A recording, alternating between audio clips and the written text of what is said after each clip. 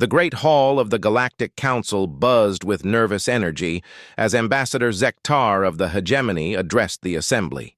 His four arms gestured dramatically while his crystalline exoskeleton caught the artificial starlight streaming through the dome above. Around him, representatives from dozens of species listened with varying degrees of interest. "Esteemed colleagues," Zektar's voice resonated through the translation matrix. "We have discovered a new star system. Sol, as the inhabitants call it. The third planet harbors a species that has achieved basic spaceflight." Council leader Vorthak, a massive reptilian whose scales had been tempered by centuries of warfare, leaned forward on his throne. "Classification? Class F. Minimal threat designation," Zektar replied without hesitation. "Physical analysis suggests they are among the weakest species we have encountered. Average height of 1.8 meters, no natural armor, no enhanced sensory organs, and their bone density is remarkably low. They require atmospheric breathing apparatus for space travel and appear to have significant difficulty surviving in environments other than their birth world." A collective rumble of amusement passed through the assembly. Councillor Ixana, whose people had conquered 17 systems through brute force alone, clicked her mandibles in what passed for laughter among the kitness. "Another farming world, then? How disappointing." "Not quite," Zektar continued, consulting his data tablet. "These humans have developed some interesting technologies: nuclear fission, basic artificial intelligence, and remarkably fast reproduction rates. They could serve useful purposes in our expansion." The data streams flowed across the chamber's main display. Earth appeared in three-dimensional glory, its blue-white surface rotating slowly. Population centers glowed like scattered gems across the continents. Ships moved between the planet and its single moon in predictable patterns. Admiral Krexoth of the War Fleet studied the tactical display with professional interest. His people, the Thrakari, stood 3 meters tall and possessed natural armor that could deflect energy weapons. To him, humans looked like children playing with toys. "Their weapons are primitive," he announced. "Kinetic projectiles, chemical explosives, basic fusion devices. Their largest ships appear to be cargo vessels barely capable of reaching their moon. A single battlecruiser could subjugate their entire system. Fascinating how they compensate for their physical limitations," observed Dr. Netlai, the Council's chief xenobiologist. Her elongated cranium pulsed with bioluminescent patterns as she processed the data. "They use tools for everything: external armor, mechanical transportation, electronic communication. It suggests adaptation through technology rather than evolution." Zektar nodded agreement. "Indeed, they have shown remarkable creativity in overcoming their natural disadvantages. Our anthropological teams believe they could prove valuable as technical servants, assuming they can be properly managed." "Managed?" Vorthak's yellow eyes fixed on the ambassador. "You speak as though contact is inevitable." "It is, my lord. Their expansion rate suggests they will encounter our outer colonies within 50 standard years. Better to establish dominance now, while their technology remains primitive." The council chamber fell silent as representatives considered the implications. The galactic hegemony had absorbed hundreds of species over the millennia, each following a predictable pattern: initial contact, demonstration of superior force, negotiated surrender, integration into the larger empire. Some species required more persuasion than others, but the outcome was always the same. "What do their preliminary scans suggest about their psychology?" asked Vorthak. Zektar's expression showed something approaching satisfaction. "Remarkably passive for a spacefaring species. They spend significant resources on art, entertainment, and care for their weak. Their governments appear to prioritize resource distribution over military expansion. Most intriguingly, they have established complex legal frameworks that actually restrict their own weapons development." They limit their own military capabilities? Admiral Kreksoth's confusion was evident. What manner of species deliberately weakens itself? One that has never faced a true threat, replied Counselor Ixana. They fight among themselves occasionally, but these conflicts are small-scale affairs. They have no concept of existential warfare. Dr. Netlai's cranium flickered thoughtfully. Their biological markers suggest significant emotional complexity. They form strong attachments to offspring, maintain social bonds across vast distances, and demonstrate empathy for other species. These traits typically correlate with compliance under proper management. The data streams continued flowing, showing human cities, their art, their primitive spacecraft attempting to reach nearby planets. Everything about them suggested a species more interested in exploration than conquest, more focused on understanding than dominating. There is one concerning factor, Zektar admitted reluctantly. Their historical records show they are capable of significant innovation under pressure. Several of their greatest technological leaps occurred during periods of internal conflict. Vorthak dismissed this with a wave of his taloned hand. Internal skirmishes between primitives. When faced with superior force, they will adapt by surrendering. It is the logical response. I recommend immediate contact, Admiral Kreksoth declared. A single diplomatic vessel backed by a battle group. Standard intimidation protocols. We establish dominance. They recognize superior force, and integration proceeds smoothly. Agreed, Vorthak decided. Zektar, you will lead the contact mission. Make it clear that cooperation will be rewarded and resistance will be costly. These humans appear intelligent enough to recognize inevitability. The council session concluded with routine efficiency.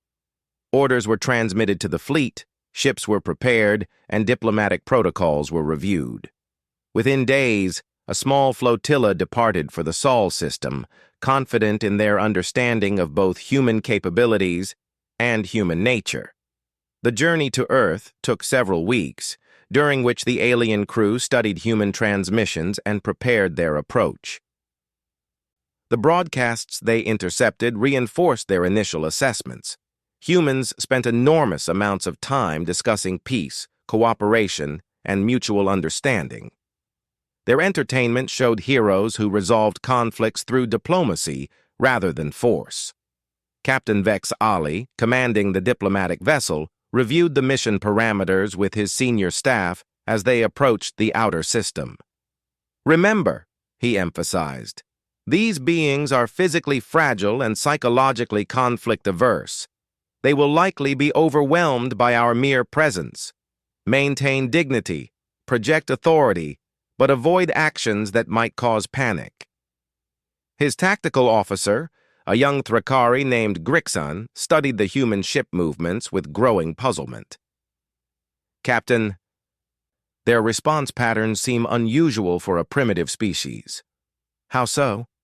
They detected our approach at extreme range and immediately altered their defensive postures. Their communication networks are operating at maximum capacity, and several previously unknown installations have become active. Captain Vex Ali examined the tactical display. Human ships were indeed moving with purpose, but their formations seemed more curious than threatening. Defensive preparations are natural. They have never encountered superior technology. They are likely attempting to understand what they face. The first direct communication came as the alien fleet entered the space between Mars and Jupiter. A human transmission, broadcast on multiple frequencies, reached them with surprising clarity. Unknown vessels. This is Admiral Sarah Chen of United Earth Defense. We welcome you to our system and hope to establish peaceful contact. We are prepared to receive diplomatic representatives at a location of your choosing. Captain Vex Ali found the message encouraging. The human military leader spoke respectfully and offered immediate surrender to diplomatic authority, exactly as predicted. Respond with standard first contact protocols, he ordered. Inform them that we will establish orbital position above their primary world and expect their leaders to attend us there." The response came within hours, again demonstrating the predicted human compliance. "Admiral Chen acknowledges your message. Our diplomatic corps is prepared to meet your representatives. We have prepared facilities and look forward to productive discussions." As the alien ships approached Earth, Captain Vexali felt confident in the mission's success. The humans were reacting exactly as xenopsychology predicted, with curiosity, caution, and underlying submission to superior force. Their ships maintained respectful distances, their communications remained polite, and their preparations seemed focused on accommodation rather than resistance. The magnificent blue world grew larger in their viewports as they assumed orbital positions. Human settlements sprawled across the continents in patterns that spoke of rapid expansion and abundant resources. Their moon base and orbital installations appeared functional but primitive, clearly no match for even a single alien vessel. "Sir," reported the communications officer, "we are receiving thousands of transmissions from the planet's surface, news broadcasts, scientific discussions, diplomatic preparations. They appear to be treating our arrival as a significant cultural event." "Natural reaction," Captain Vexali replied. "They have never encountered advanced civilization. Prepare the shuttle for surface contact. We will meet with their leaders and establish the framework for integration." What the captain and his crew failed to understand, despite their extensive observations and careful analysis, was that humans possessed a trait that rarely manifested during peaceful times, but had shaped their entire evolutionary history. It lay dormant in their psychology, hidden beneath layers of civilization and cooperation, but it remained as much a part of human nature as their remarkable adaptability. They were about to discover that the same species that could write poetry about love and peace was also capable of innovations that would redefine warfare itself. The same minds that created art celebrating life could devise technologies specifically designed to end it. The same hands that built hospitals and schools could craft weapons that would terrify creatures who had conquered the galaxy. But for now, as the alien shuttle descended toward Earth's surface, both species believed they understood each other perfectly. The aliens saw weak beings ready for subjugation. The humans saw an opportunity for peaceful cooperation with advanced neighbors. Neither recognized that they were about to begin a conflict that would reshape the balance of power throughout the known galaxy, and neither suspected that humanity's greatest strength had always been its ability to become more than anyone believed possible when survival itself was at stake. The shuttle touched down in Geneva, where human diplomats waited with translation equipment, gifts representing their culture, and hopes for a peaceful future among the stars.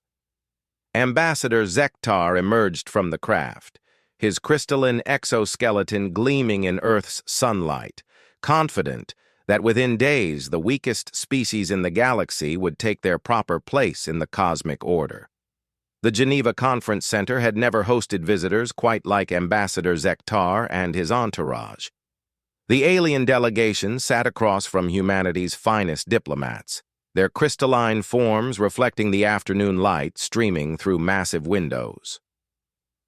Secretary General Maria Santos led the human team, her weathered face showing the strain of 3 days of increasingly difficult negotiations. "Ambassador," she began carefully, consulting her notes, "we appreciate your people's interest in establishing relations. However, your latest proposals seem less like partnership and more like—" She paused, searching for diplomatic language. "Submission," finished Dr. James Wright, Earth's chief xenobiologist, his patience finally exhausted. "You're asking us to surrender our sovereignty." Zektar's 4 arms moved in what his species considered a gesture of reasonable explanation. "Dr. Wright, you misunderstand our intentions. The Galactic Hegemony offers protection, advanced technology, and access to interstellar commerce. In return, We require only administrative oversight and resource allocation rights. You want control of our military, our governments, and 70% of our industrial output. Admiral Chen interjected from her position at the table's end. She had remained quiet during most of the talks, but her presence served as a reminder that Earth's defenses remained active. That's not partnership, that's occupation. Through the translation matrix, Zektar's amusement was clearly audible. Admiral, your concerns about military matters are understandable but unnecessary. The hegemony's protection eliminates any need for independent human defense forces. Your current military infrastructure would be better utilized in civilian applications. Secretary General Santos felt the room's temperature seemed to drop several degrees. She had spent her career managing international crises, but the alien diplomat's casual dismissal of human autonomy triggered something deeper than professional frustration. Ambassador Zektar, she said, her voice carefully controlled. Humanity has spent centuries learning to govern itself. We've made mistakes, certainly, but we've also achieved something remarkable. A unified planetary government based on consent rather than conquest. We're not ready to abandon that progress. Zektar consulted his data tablet, apparently checking something against previous assessments. Secretary General Santos, our xenopsychologists have studied your species extensively. Humans respond well to clear authority structures and consistent guidance. The internal conflicts in your historical records demonstrate the problems with self-governance. Under hegemony administration, such conflicts would be impossible. Dr. Wright leaned forward, his scientific curiosity overriding diplomatic protocol. What exactly do your xenopsychologists know about human psychology? Enough, Zektar replied confidently. You are an emotional species that prioritizes social harmony over strategic thinking. Your art, your entertainment, your political structures all emphasize cooperation and consensus. These are valuable traits in managed populations. The human delegation exchanged glances. None of them spoke for several moments, but the aliens interpreted the silence as consideration of their generous offer rather than growing anger. Admiral Chen broke the quiet with a question that seemed almost casual. Ambassador, in your studies of human history, did your xenopsychologists examine our military conflicts? Of course, Zektar confirmed. Small-scale territorial disputes, resource competition, ideological disagreements, typical developing species behavior. Your longest war lasted only 6 of your years, and your total military casualties across all conflicts represent a tiny percentage of your population. It demonstrates remarkable restraint. Restraint, Admiral Chen repeated slowly. Yes, we've learned restraint. She stood and walked to the window, gazing out at the peaceful Swiss landscape. In the distance, the Alps rose majestically against a clear blue sky. What the aliens couldn't see were the underground facilities beneath those mountains, the orbital platforms disguised as research stations, or the submarines patrolling Earth's oceans with payloads that would have impressed civilizations far older than the hegemony. Ambassador, Admiral Chen continued, still looking out the window, what do your xenopsychologists say about human innovation under pressure? Zektar's confidence never wavered. You have shown considerable creativity in overcoming physical limitations. Your technology compensates effectively for your species' natural disadvantages. Under proper guidance, these innovative capabilities could serve the greater hegemony. Dr. Wright pulled up his tablet and began scrolling through files. I'd like to share something with you, Ambassador, a brief overview of human technological development during what we call World War II. The next hour proved educational for both species, though not in ways the aliens expected. Dr. Wright walked through humanity's technological explosion during 6 years of global conflict: radar, jet engines, rockets, computers, antibiotics, nuclear fission. He showed how human innovation accelerated exponentially when survival was at stake. Fascinating, Zektar admitted when the presentation concluded. Your species demonstrates remarkable adaptability during crisis periods. However, these innovations required years to develop. Modern conflicts are resolved in days or weeks. Secretary General Santos smiled for the first time during the negotiations, though the expression held no warmth. Ambassador, that presentation covered technologies we developed 80 years ago. Would you like to see what we've accomplished more recently? Before Zektar could respond, alarms began sounding throughout the conference center. The alien delegation's security guards immediately activated their energy shields, while human security personnel maintained their positions with remarkable calm. Please remain seated, announced Admiral Chen over the public address system. We are experiencing a technical demonstration. No one is in danger. Through the windows, the assembled delegates watched as the sky above Geneva began to fill with human spacecraft. Not the primitive cargo vessels the aliens had observed during their approach, but sleek military craft that seemed to materialize from empty air. Cloaking technology that the hegemony had assumed was centuries beyond human capability flickered and revealed a defensive fleet that had been present all along. Zektar's crystalline form began shifting colors, a sign of emotional distress among his people. This was not in our intelligence reports. No, agreed Admiral Chen, returning to her seat. We've learned that showing all your capabilities during first contact isn't always wise. These ships have been here since you entered our system. We wanted to see what your intentions were before revealing our actual defensive capabilities. The alien ambassador quickly accessed his communication systems, sending urgent transmissions to the fleet in orbit. The responses he received clearly disturbed him. Captain Vexali reported that human ships were appearing throughout the system, emerging from what had seemed to be empty space, or revealing themselves from locations that had appeared to contain only civilian installations. You deceived us, Zektar accused, his diplomatic composure beginning to crack. We were cautious, corrected Secretary General Santos, just as you were when you brought a battle fleet to what you claimed would be a diplomatic meeting. Dr. Wright activated his tablet again, this time displaying real-time tactical information. Ambassador, your ships are currently being tracked by approximately 300 human vessels. Our orbital defense platforms, which your people cataloged as communication satellites, are armed and targeting your fleet. Your diplomatic shuttle is surrounded by systems you cannot detect. The revelation clearly shook the alien delegation, but Zektar attempted to maintain his superior attitude. Even if your capabilities are greater than initially assessed, you remain a single system facing a galactic empire. Resistance would be futile. Admiral Chen's expression grew cold. Ambassador, you're making the same mistake your xenopsychologists made. You're assuming that what you see is all there is. She activated a holographic display showing the Sol system.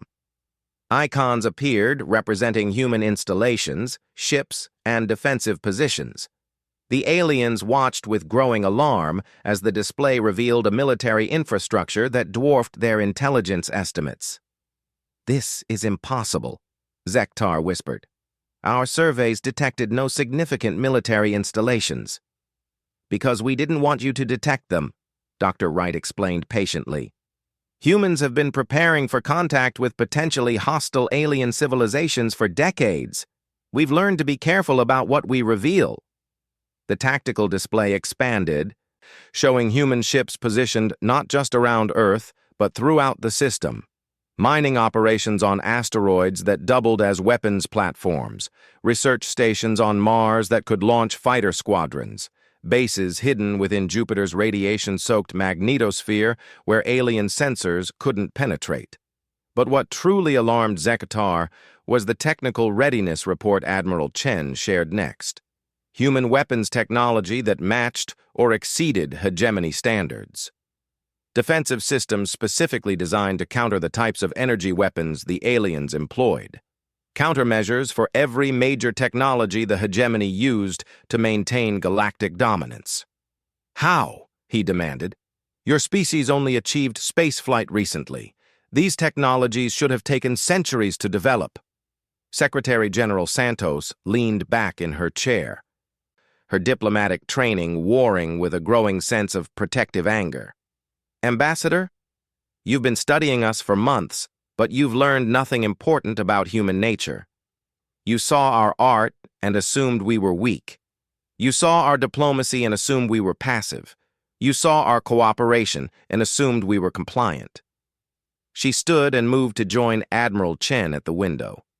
What you failed to understand is that humans are most dangerous when they're protecting something they love, and we love our freedom. The negotiations continued for several more hours, but the dynamic had fundamentally shifted. The aliens found themselves facing not primitive beings ready for subjugation, but representatives of a civilization that had spent decades preparing for exactly this scenario. When Ambassador Zektar finally returned to his shuttle, he carried with him a counter-proposal that would have seemed impossible just hours earlier.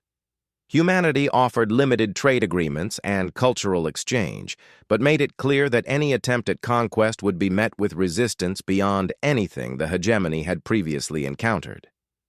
As the alien diplomatic vessel departed Earth's surface, Captain Vexali received updated intelligence reports that forced him to completely revise his assessment of human capabilities.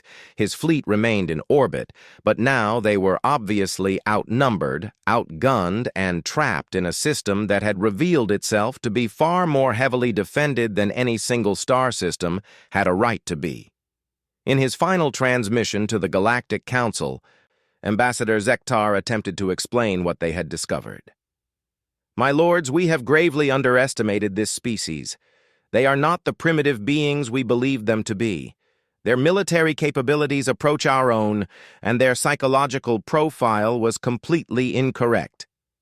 The response from the Council was predictable. Disbelief, demands for proof, and orders to proceed with subjugation protocols. The hegemony had never encountered effective resistance from a single system. Their xenopsychologists insisted that humans would surrender when faced with superior numbers. Admiral Chen watched the alien ships from her command center deep beneath the Swiss Alps.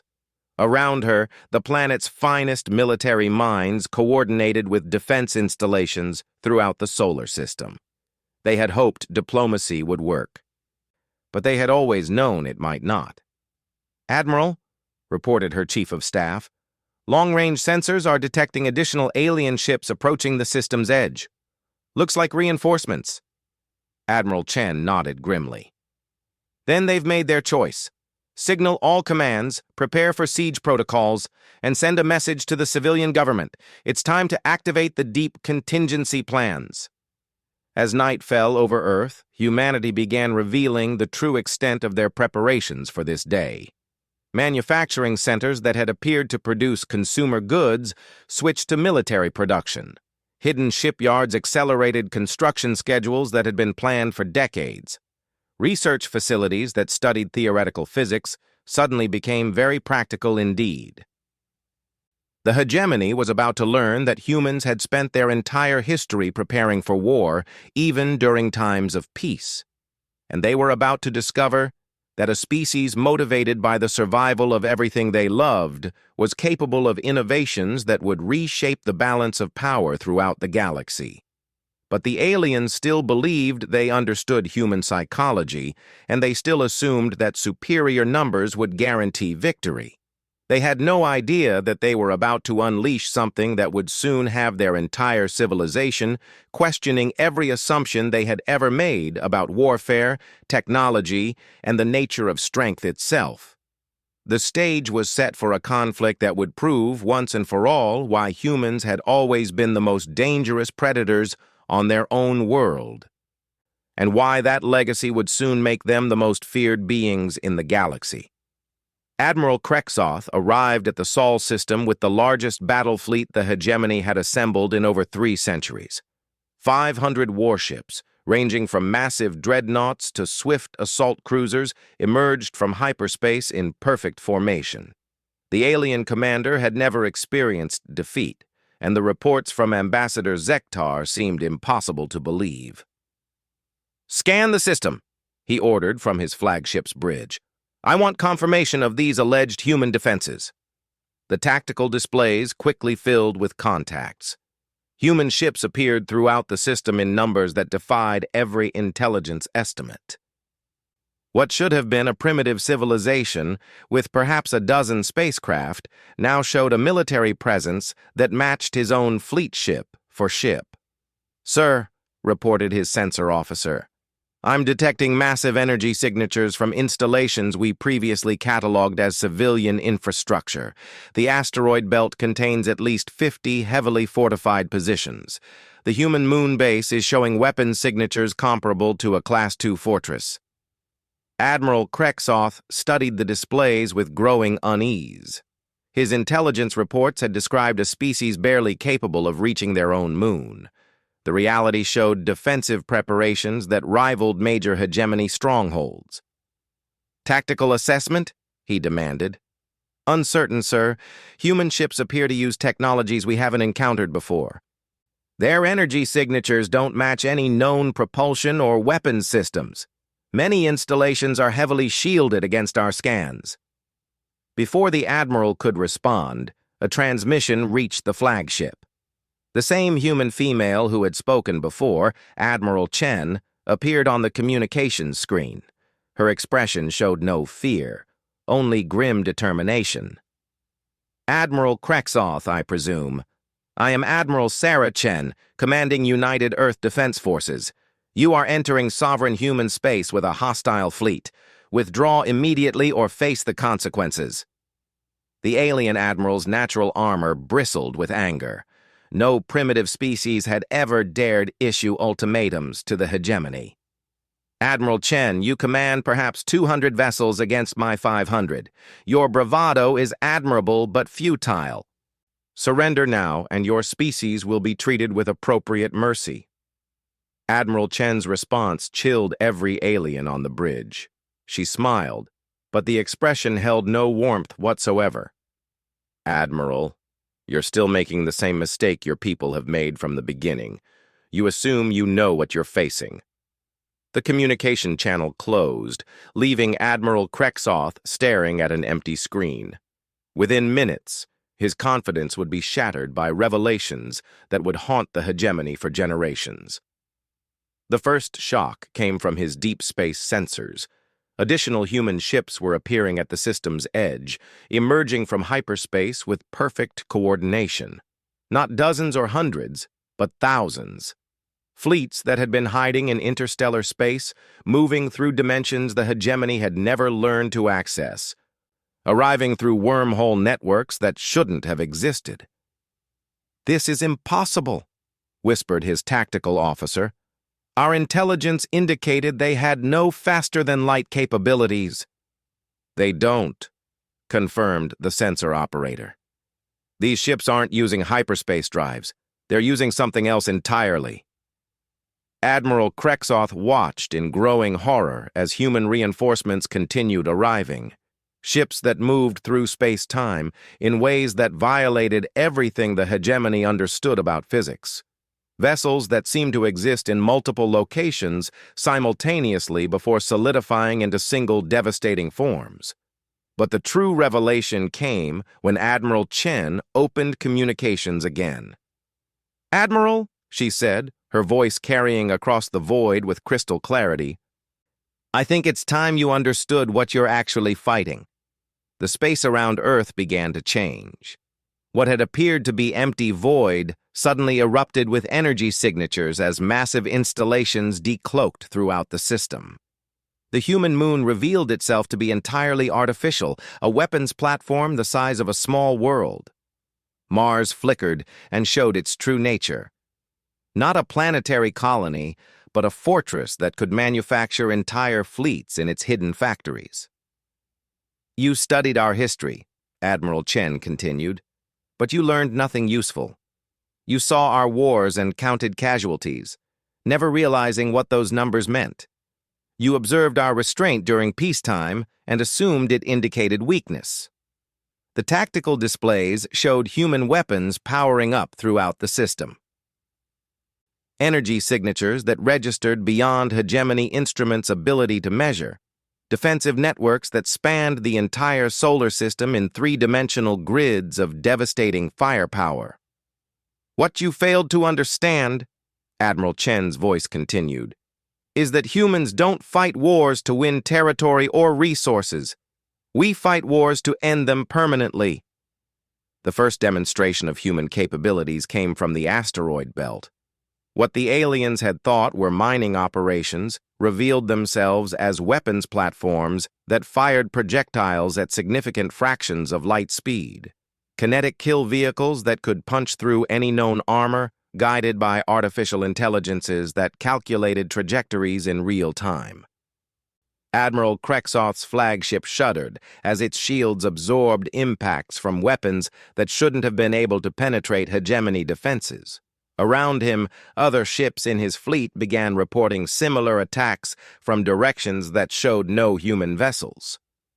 "Impossible," he muttered, studying the tactical displays. "They're firing through hyperspace itself." His science officer looked up from his instruments, his face pale with shock. "Sir, they've weaponized dimensional fold technology. They're shooting us from parallel space-time coordinates." The second demonstration came from Earth's orbital platforms. Energy weapons that tore through the vacuum, leaving trails of ionized particles that created aurora effects throughout the system. But these weren't simple lasers or plasma cannons. They were coherent energy streams that maintained destructive force across astronomical distances, guided by targeting systems that tracked enemy vessels through multiple dimensions simultaneously. Admiral Krexoth watched 12 of his dreadnoughts simply cease to exist as human weapons carved them into component atoms. The destruction was so complete that his sensors couldn't even detect debris fields. "Admiral Chen," he transmitted desperately, "your capabilities were not in any intelligence reports. How is this possible?" Her response revealed the depth of their miscalculation. "Because we didn't want you to know. Every transmission you intercepted was carefully designed to reinforce your assumptions. Every installation you observed was camouflaged to appear primitive. Every ship you cataloged was showing you exactly what we wanted you to see." The third demonstration came from humanity's mobile forces.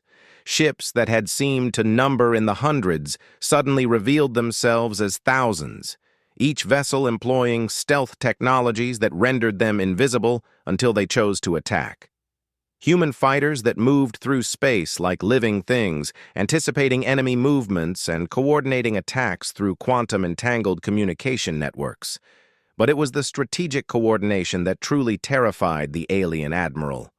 Human forces throughout the system moved with perfect synchronization, as though controlled by a single vast intelligence. Every attack was precisely calculated, every defense perfectly positioned. It was military coordination beyond anything the hegemony had ever achieved. "Sir," reported his communications officer, "we're receiving surrender demands from human forces in 17 different star systems." Admiral Krexoth felt his world collapse. "What? That's impossible. Humans don't have interstellar travel capabilities." "Apparently they do, sir. Long-range sensors are detecting human ships throughout hegemony space. They're simultaneously attacking our bases on Zerion, Valtara, and New Kronos. Sir, they've been infiltrating our territory for years." The fourth demonstration was humanity's industrial capacity. As the battle raged around Sol, manufacturing centers throughout the system began producing replacement ships faster than they could be destroyed. Automated factories that constructed entire vessels in minutes, using technologies that converted raw energy directly into organized matter. Admiral Chen's voice cut through the chaos of battle reports and damage assessments. "Admiral, Your xenopsychologists were correct about one thing. Humans are emotional beings, and right now, we're very, very angry. The human counterattack began in earnest. Ships that moved like predatory animals, hunting down alien vessels with tactics that seemed to anticipate every possible evasion. Weapons that adapted their effects in real time, learning from each exchange and becoming more deadly with every shot fired. But what broke Admiral Kreksoth's spirit wasn't the superior technology or tactical coordination. It was the realization of what humans had actually done during their supposed peaceful development. While the hegemony had assumed they were studying art and culture, humans had been preparing for this exact scenario. They knew, he whispered to his tactical officer. They knew we would come, and they prepared for everything. His officer nodded grimly. Sir, intelligence is reporting that human preparations go back decades. They've been building this defensive network since they first detected our long-range probes. Everything they showed us was deliberate misdirection. The fifth demonstration was humanity's psychological warfare capabilities. As hegemony ships throughout the system found themselves outgunned and surrounded, they began receiving transmissions. Not threats or demands, but detailed analyses of every tactical mistake their commanders had made. Human voices calmly explaining exactly how each alien vessel would be destroyed and precisely when. The psychological impact was devastating. Alien crews who had conquered dozens of star systems found themselves paralyzed by an enemy that seemed to know their every thought before they thought it. Admiral Kreksoth tried one last desperate gambit. All ships, prepare for hyperspace withdrawal. We retreat to regroup and call for additional reinforcements. The human response shattered his final hopes.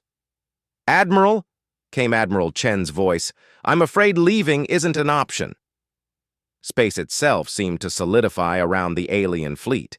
Hyperspace drives activated but failed to engage. Emergency escape pods launched, but found themselves trapped in localized space-time distortions. The humans had somehow imprisoned 500 warships in normal space, cutting off every possible retreat. We've learned to manipulate the fundamental forces that allow faster-than-light travel, Admiral Chen explained matter-of-factly. Your ships will remain here until we decide otherwise. The final demonstration came in the form of a transmission that reached every ship in the alien fleet simultaneously, not through their communication systems, but directly into the minds of every crew member. Human voices speaking in perfect hegemony languages, transmitting a simple message. Your empire sent you to conquer a species they believed was weak. You came expecting to face primitive beings with crude weapons and simple tactics. Instead, you found predators who had been preparing for your arrival since before your first scouts reached our system. This is what happens when you mistake restraint for weakness. And diplomacy for surrender? Admiral Kreksoth found himself alone on his bridge as his crew abandoned their stations in terror. Around him, the displays showed his mighty fleet systematically disabled, captured, or destroyed by an enemy that had turned warfare itself into a precise science. The last thing he heard before his ship's power failed completely was Admiral Chen's final message.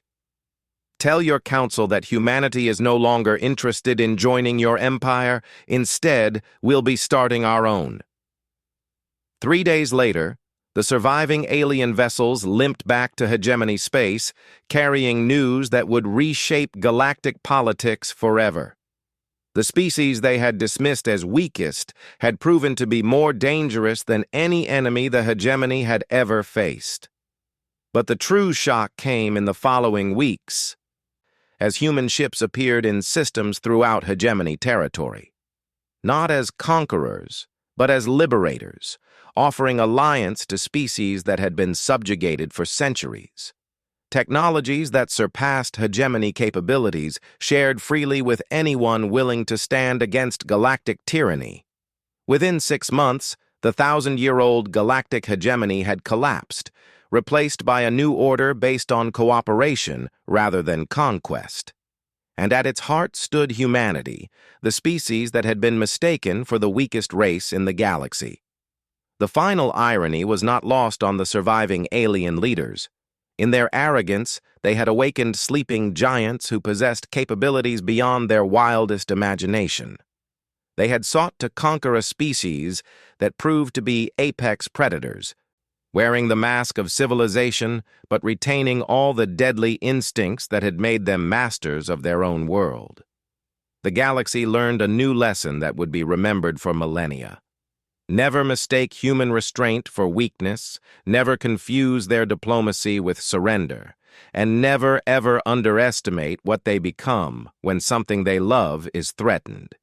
Humanity had finally taken its place among the stars, not as servants or subjects, but as the most formidable force the galaxy had ever known. And they had done it by being exactly what they had always been: innovative, determined, and utterly relentless when fighting for their survival and their freedom.